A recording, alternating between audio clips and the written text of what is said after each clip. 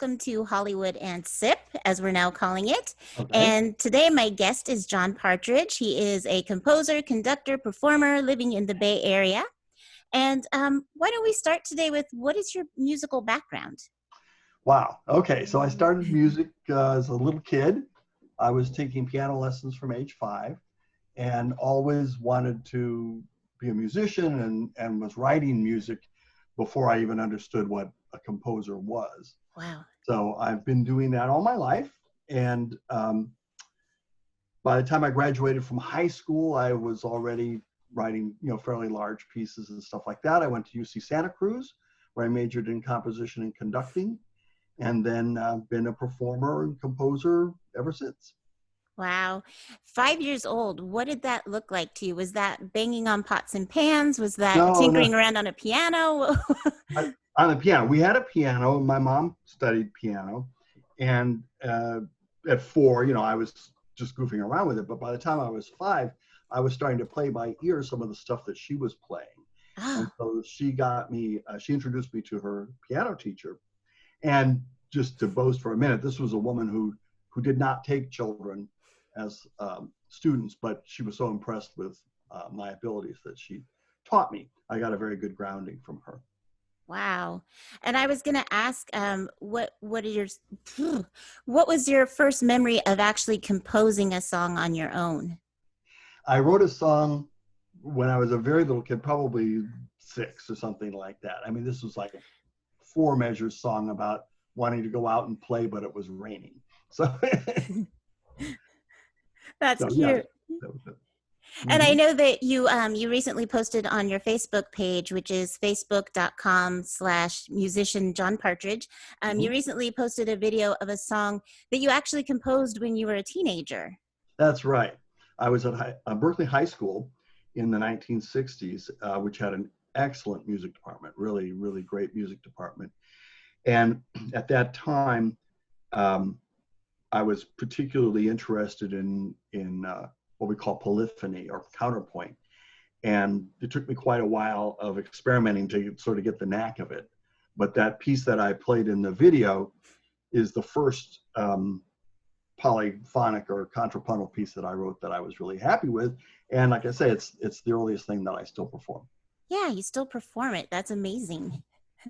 We were going to focus on ragtime today. So do you want to give us kind of a brief history of ragtime? Sure. So ragtime was developed in this country in the mid-1800s, and it grew up basically in the red light districts in the Midwest. These boom towns were springing up all along the Mississippi and Missouri River systems as the West was opening up. And each one of those boom towns had a red light district where you had bordellos and saloons and gambling places, and they all wanted to have music.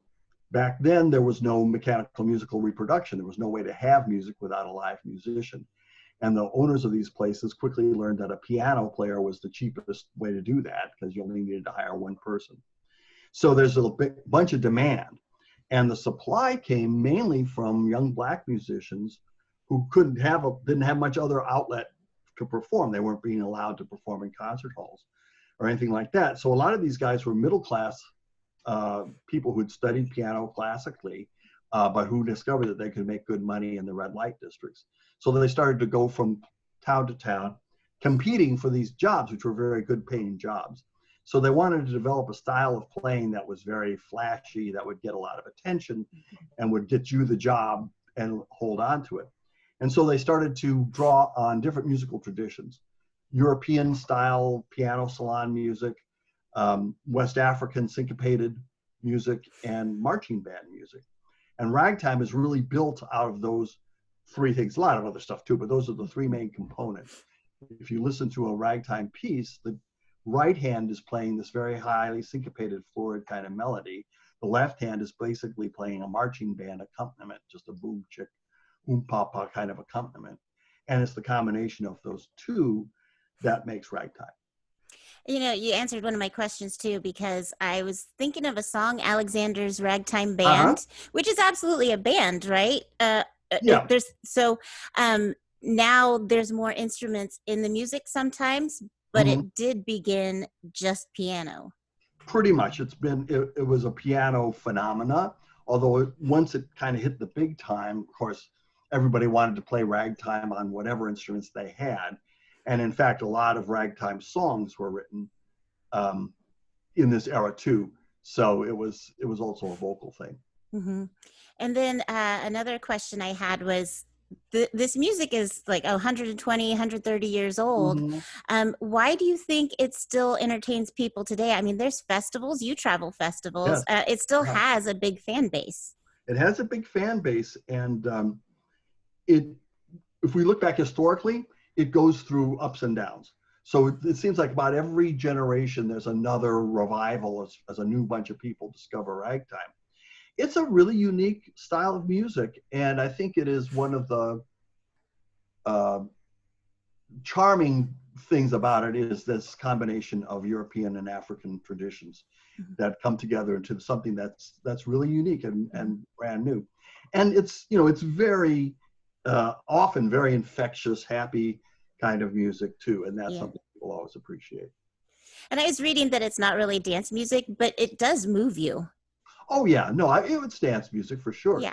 They had the two-step was the big ragtime dance, and cakewalks, and those were a group dance that was very popular. These were all done to ragtime. So what is your composition process like? Do you first hear music in your head and then do you tinkle around on the piano? How does it work for you? It works different ways. Very often I'll start by just improvising at the piano and come up with something and, jot that down. But it also happens that I'll wake up in the middle of the night, with a thought about, oh, this is what I want to do next in that piece. So there's some unconscious process going on a lot. And I generally find that once I get the feel for a piece of music, it's more of a feeling than a melody, I can finish it. It's like once I hone in on what I want that piece to feel like to the listener, then it's just a matter of sitting and working it out. So I was wondering if you would go with us some of the various techniques that go into ragtime music to kind of give us an idea of what makes it unique from other compositions. Sure, absolutely. So let me see if my keyboard here is turned on. Yeah. So what makes it unique, if we think about that, a marching band, a lot of us who played in marching bands, and some people know I direct the Sonoma Hometown Band, so this is my bread and butter. Right? You'd have a tuba, maybe a low trombone doing this, and then the middle brass and the reeds doing the offbeat, like that. So that's going on. One of the great discoveries that these itinerant piano players worked out was that you could do that all with one hand, right? So having mastered that technique, it leaves your right hand free. Right.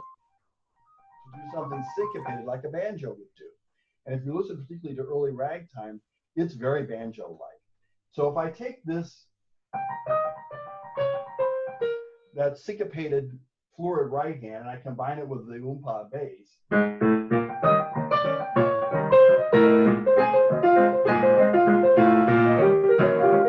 that's from the Maple Leaf Rag by Scott Joplin. And what you might notice is that it's the thing about the fact that the left hand is hitting these beats right on the beat, and the right hand is anticipating or coming late. That gives it this really hypnotic quality.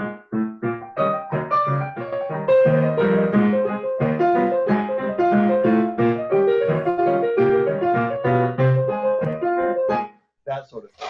So it's that's the basic technique for writing a rag. Now there's a ragtime form too, which comes straight out of Western European dance tradition. So before ragtime came along, if people were sitting down to play, they'd play a mazurka or a waltz or a schottische or something. It had an A theme, a B theme, the A theme came back, and then it had a trio, and then it had some sort of finale. That's the classic structure of a rag. So if you listen to the Maple Leaf Rag or whatever, it follows that structure. I was thinking while you were playing that my camera isn't at the right angle to see it, but imagine I'm rubbing my belly and doing this. Yes. That's the tricky part. It really is splitting your mind to learn how to play that. And it's a technique that once you get it, it's like riding a bicycle. You kind of have that sense. But it's not easy. No, it doesn't look easy. Before we leave, would you mind playing us one of your whole compositions? Sure, I can do that. Let me move over to the piano instead of the keyboard. This is the first rag that I ever wrote. It's called the quilted rag.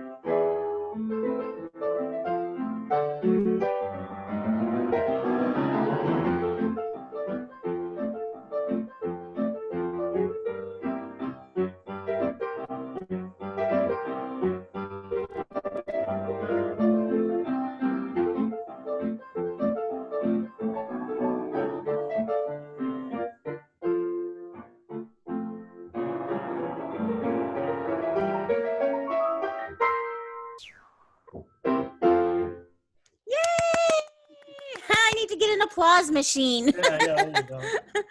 Well, the people watching the video can't see it, but I had a grin on my face the whole time. Good, It's just good. magical music.